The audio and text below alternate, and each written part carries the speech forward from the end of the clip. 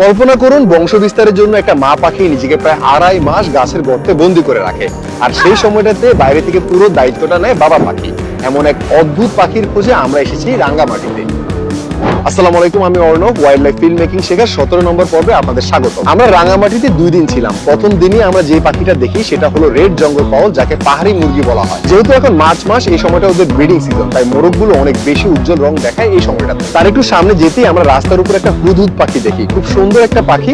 এই পাখির নাম কোরআন শরীফে এসেছে হযরত সুলাইমান আলাইহিস সালামের ঘটনার সাথে। পাহাড়ে ঘোরাঘুরি করতে করতে আমরা ছবি তুলছিলাম বিভিন্ন রকম প্রজাপতি। আমাদের আশেপাশে বেশ কালারফুল কিছু প্রজাপতি আমরা দেখতে পাই এবং সেগুলোর ছবি এবং ভিডিও নিচ্ছিলাম আমরা। ঠিক তখনই খুব সুন্দর একটা মৌমাছির মতো পোকা আমাদের সামনে পড়ে।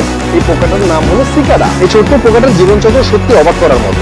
তারা টানা 13 থেকে 17 বছর পর্যন্ত মাটির নিচে কাটায়, তারপর মাটি ভেদ করে যখন উপরে আসে প্রজননের জন্য, তখন তারা অল্প কিছু সপ্তাহ বেঁচে থাকে। আর সবচেয়ে চমৎকার ব্যাপার হলো পুরুষ সিকাডা প্রায় 100 ডেসিবেল পর্যন্ত শব্দ করতে পারে, যা একটা মোটরসাইকেলের আওয়াজের সমান। এই পোকাগুলো একদম নিরীহ, এরা মানুষের কোনো ক্ষতি করে না। সাধারণত জঙ্গলে গেলে যে ঝিঝি আওয়াজটা আমরা শুনতে পাই, এটা আসলে সিকাডার আওয়াজ। রাঙ্গামাটি পাহাড়ের ভিউ দেখে আমরা সত্যি মুগ্ধ। আর এই পাহাড়ি ভাইবের সাথে দারুণ ভাবে মিলে গেছে আমার নতুন Oppo A6s Pro back design. পাহাড়ে ঘোরাঘুরি করার মতো ট্রিপের জন্য এই ফোনটা একদমই পারফেক্ট।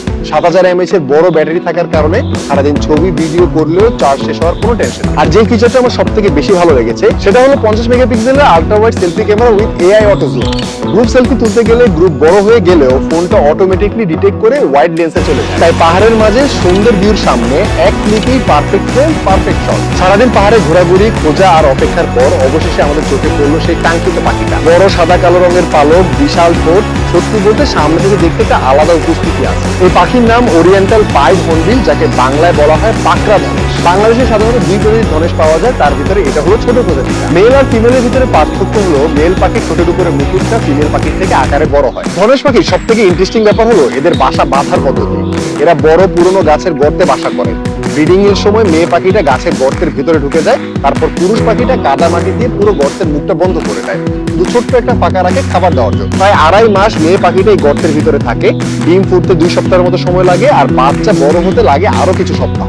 আর এই পুরো সময়টাতে বাবা পাখিটা বাচ্চা পাখি এবং মা পাখিকে খাবার এনে দেয়। আমরা যে ধনেশ পাখিগুলো দেখছিলাম, এরা বাসা বানানোর প্রস্তুতি নিচ্ছিল। ওরা প্রথমে গাছের একটা গর্ত সিলেক্ট করে, তারপর পুরুষ পাখিটা নিচে নেমে আসে মাটি বাছাই করার জন্য। বাছাই করা মাটি ঠোঁটে নিয়ে পাখিটা আবার গাছ ফিরে দেয়। আর এই দৃশ্যগুলো সামনাসামনি দেখা আমাদের জন্য খুবই অসাধারণ একটা অভিজ্ঞতা ছিল। কিন্তু একটা বড় সমস্যা, ধনেশ পাখি বড় গাছ ছাড়া বাসা বানাতেই পারে না। আর বন ধ্বংস হলে, বড় পুরনো গাছ কমে গেলে এদের বাসা বানানোর জায়গাও কমে যায়। তাই শুধু পাখি দেখলেই হবে না, আমাদের বন রক্ষা করতে হবে, বড় গাছ রক্ষা করতে হবে, তাহলেই ধনেশ বাঁচবে আর আমাদের ভবিষ্যৎ প্রজন্ম এই সকল পাখিদের দেখতে পারবে।